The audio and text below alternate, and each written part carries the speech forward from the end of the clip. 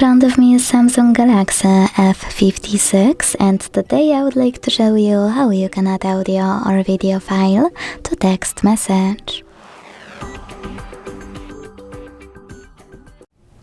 Begin by launching Messages app and selecting or creating a chat.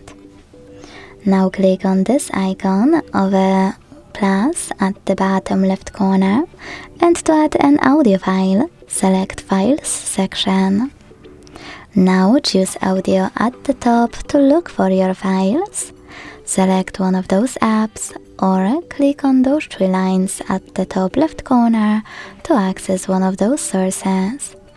Either way, after finding your file, click on it to attach it. To add a video on, select Gallery section instead. Tap on your video right away, or select Photos and look for it here. Then tap on it to add it.